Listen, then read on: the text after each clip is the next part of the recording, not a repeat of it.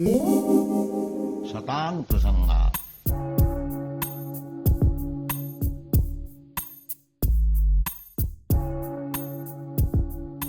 Hare Krishna, dear devotees, and welcome to today's session. I pray that all is well with you and your family in your current circumstances. So today we're moving on to the next sutra, and it goes as follows. Expect fear to increase. Separate your faith from your feelings. Fear of the unknown is normal. Acting on faith despite fear and doubts is courageous faith. Move forward in faith despite fear and doubt and other negative, unideal feelings. So we see that when we're trying to assess our situation, we're always assessing it from our level of knowledge. It's not axiomatic. It's what we've understood of the situation. And that's why many times fear paralyzes us. It's so powerful, it can completely paralyze us. And we see Arjuna himself had a similar situation on the chariot. So there's a nice saying by a motivational speaker, Les Brown, and he describes that if there's no enemy within, the enemy outside can do you no harm.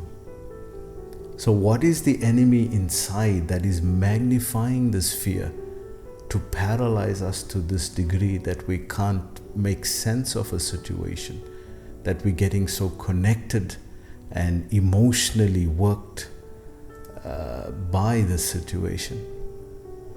So this is fear.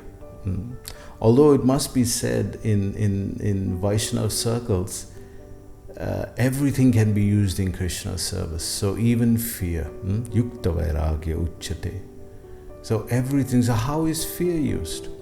Well, in the Vaishnava circles, there's three things that one should really fear.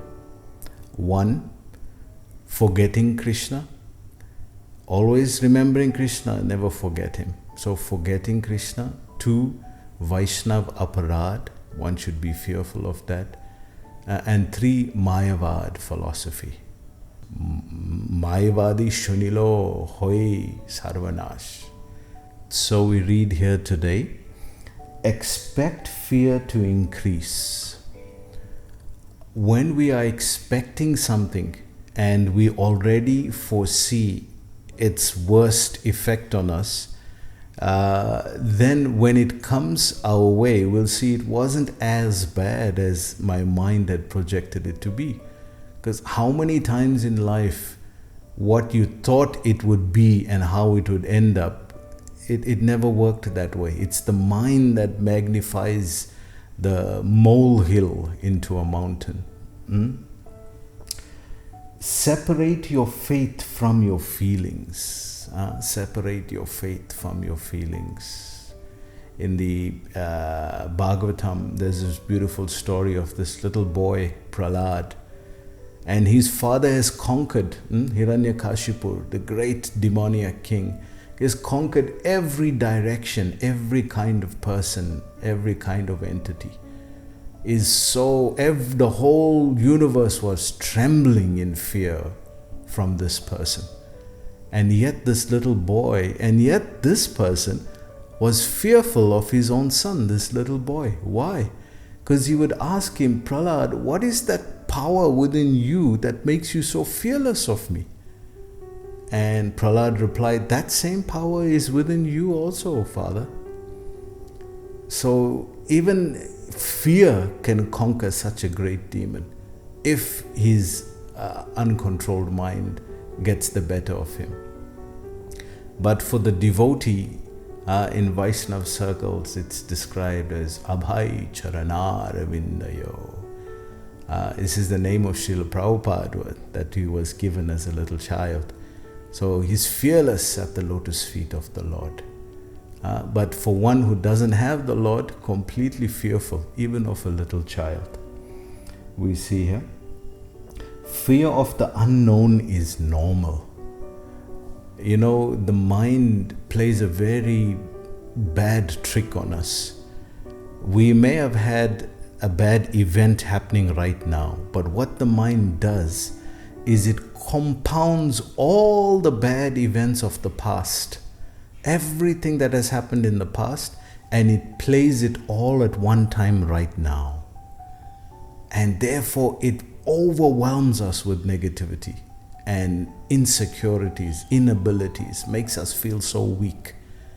And by doing that, it disempowers us.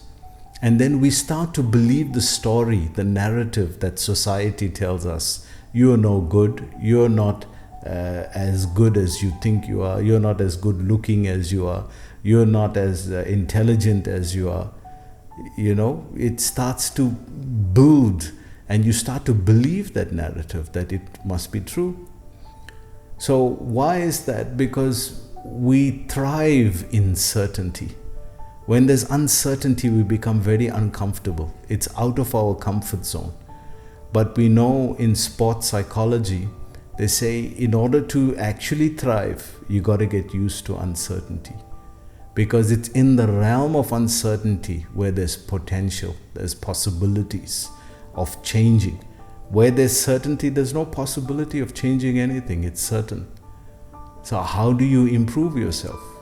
It goes on to say here, acting on faith despite fear and doubts. Those things are always going to be there. This is part of the material makeup. We were saying yesterday, Krishna is saying ashamshaya. So these things are always going to be there. But if we take shelter of Krishna, understanding how the material mechanism works, Prakriti, and how devotional service works, and get strength from Abhay Charan, taking shelter from his lotus feet. This is courageous faith. He describes this as courageous faith. Courage. It takes courage.